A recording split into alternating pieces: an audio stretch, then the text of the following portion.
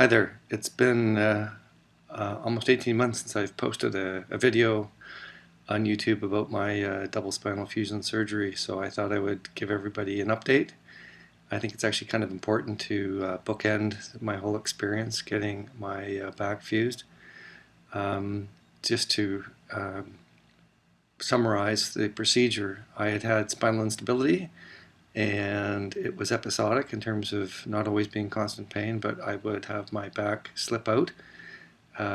Likely the result of a combination of factors: my facet joints and my discs at both L4-L5 and L5-S1 were both degraded, and so it didn't take too much for me to do a bend, lift, twist move or some other type of move where I would aggravate and cause a shift that would create extreme pain, and would make me bedridden for several days at a time, but just made it very difficult for me to do even the most basic things. Carrying certain things around would almost guarantee that I would pop my back out at the worst time.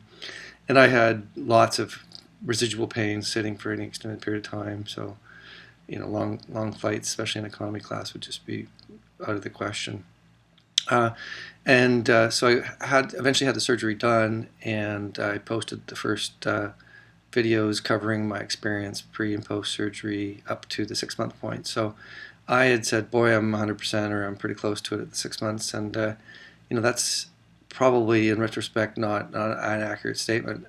It had been so many years since I'd had great health, great spinal health, back health, that when things got substantially better, I was like, wow, this is it. I'm 100%. But another 18 months have gone by, and I realized I wasn't 100%. My back was still, if you step off a curb and bumped yourself, or you did anything involved any type of like substantive lifting above 40-50 pounds of weight, I'd really feel it afterwards, and that lasted up to about a year.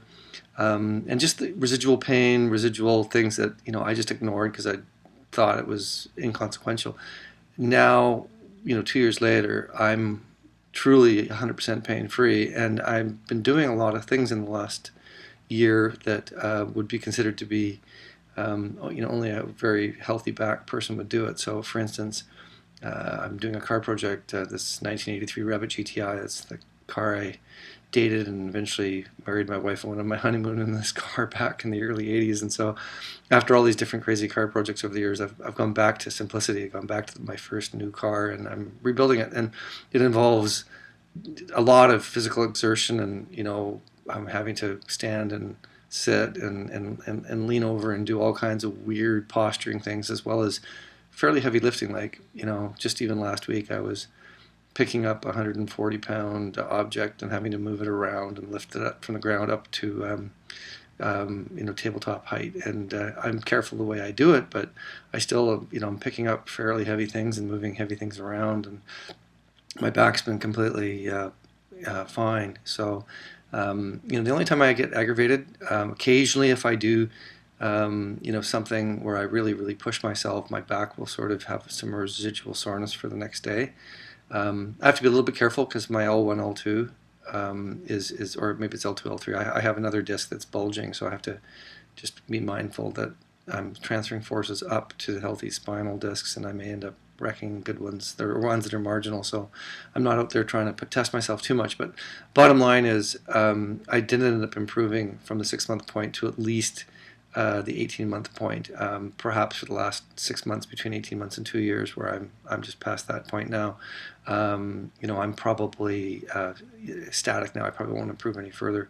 But just to sort of reset the expectations from surgery, is that you make rapid progress. Obviously, after the first 3 or 4 weeks of real discomfort, you make rapid progress. I mean, there I was less than 3 months later on a 100K bike race, and a little bit crazy doing that, but it was a goal for me. And then I did a much more aggressive bike race 6 months or 5 months after the surgery.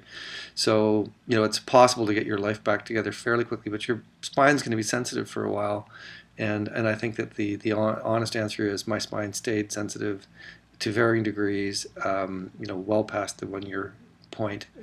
So those nerves are healing longer term. The body, there's a lot of slow healing that goes on, and strength gaining and the fusing process continues, obviously. So, anyway, that's it. I just wanted to say that I'm one of the fortunate people that has had an excellent result, and had a good surgeon with good hands, as I said, Dr. Marcel Dvorak at Vancouver General Hospital here in Canada.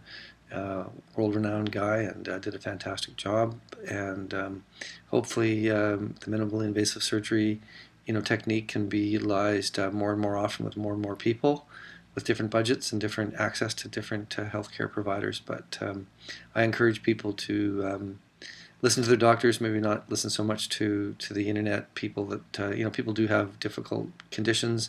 Sometimes they're complicated conditions, multiple overlaying factors, and you do have to listen to the healthcare professionals, and you have to do all your physio and do everything possible to avoid surgery first. But once you've made that decision, then don't be afraid of the surgery, and move forward.